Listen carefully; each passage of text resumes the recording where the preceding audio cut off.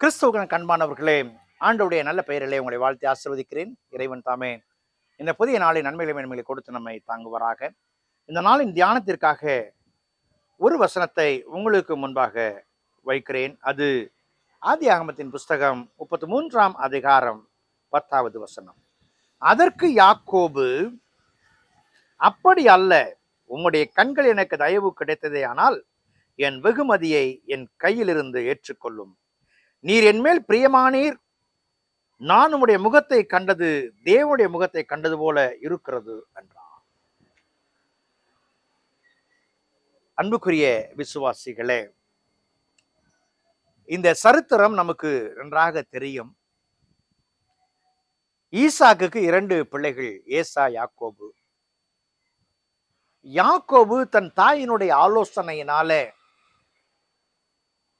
ஒரு வித்தியாசமான முறையில தன்னுடைய ஏசாவினுடைய அதிகாரங்களை, ஆசீர்வாதங்களை அவன் சுவீகரித்து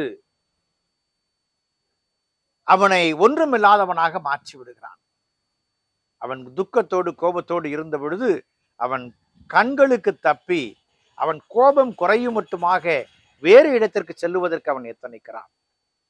அப்படி சென்றவன் பழுகினான், பெருகினான், இறையாசியை பெற்றான், இறைவனுடைய தூதர்களை சந்தித்தான்.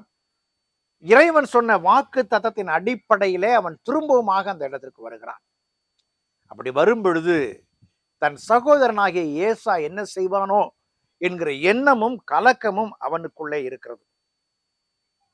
அந்த கலக்கத்தோடு வரும் பொழுது இந்த கோபம் குறைந்த நிலையிலே ஏசா அவனுக்கு எதிர்கொள்ளுகிறான். ஏசா எதிர்கொண்ட பொழுது அவன், என் சகோதரனே, எனக்கு போதுமானது உண்டு, உன்னுடையது உனக்கு இருக்கட்டும். பெரிய ஆசீர்வாதத்தை இழந்தவன் சொல்லுகிற வார்த்தை, எனக்கு போதுமானது இருக்கிறது, அந்த ஆசீர்வாதம் போனாலும் பரவாயில்லை, எனக்கு போதுமானது இருக்கிறது என்று சொல்லி அவனோடு அந்த உறவை காண்பிக்க முற்படுகிறான். ஆனால் இவனுடைய வார்த்தை உதட்டளவிலா உள்ளத்தின் ஆழத்தலா என்பதில் யாக்கோபுக்கு ஒரு சந்தேகம் இருக்கிறது. ஆகவே அவன் சொல்லுகிறான், என் வெகுமதியை என் கையிலிருந்து ஏற்றுக்கொள்ளும், நீர் என் மேல் பிரியமானீர் என்று சொல்லி நான் அறிந்து கொள்ள ஏதுவாகும் என்று சொல்லுகிறான். பாருங்கள், சொல்லுவாங்க, கும்பிட போன சாமி குறுக்க வந்துச்சுப்பாங்க. எதை நாடினானோ அதை எதிர்கொண்டு வந்து சொல்லுகிறவனாக ஏசா காணப்படுகிறான். அந்த ஏசா எதிர்கொண்டு வந்து சொல்லும் பொழுது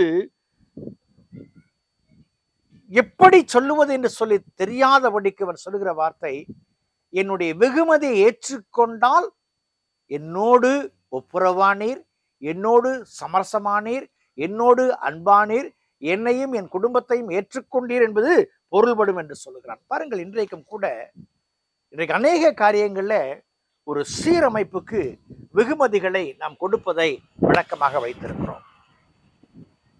அந்த வெகுமதிகளை கொடுத்து அந்த ஒப்புரவின் சாயலை காண்பிக்கிறோம். திருமண காரியங்கள்ல தாய் மாமன் சீர் என்று சொல்லுவார்கள், மாமன் சீர், மைத்துனர் மோதிரம் என்று சொல்லுவார்கள். இந்த ஒப்புரவையும் உறவையும் ஏற்படுத்துவதற்காக கொடுத்து கொள்ளுகிற வெகுமதிகள். இங்கே 2 சகோதரர்கள் உறவை மேம்படுத்துவதற்காக வெகுமதி கொடுக்க முற்படுகிறார்கள். யாக்கோபை பொறுத்தவரையிலே குறையை நிறை செய்ய வெகுமதி கொடுக்கிறான். நம்ம சொல்லுவோம் இல்ல, சாமி எனக்கு இதை செஞ்சுட்டாரா நான் இதை செய்யறேன்னு சொல்லிட்டு. அந்த அடிப்படை அல்ல. நான் தவறு செய்தேன், நான் ஓடி ஒளிந்தேன் சகோதரனுக்கு முன்பாக, அந்த குறையை மாற்றிக்கொள்ள என் சகோதரத்தில் வருகிறேன், நான் சமரசமாய் அன்பாய் இருக்க வேண்டும் என்று விரும்புகிறவனாய் காணப்படுகிறான். அன்புக்குரிய விசுவாசிகளே, வெகுமதி, கிஃப்ட் கொடுக்கிற பழக்கம் இன்றும் இருக்கிறது.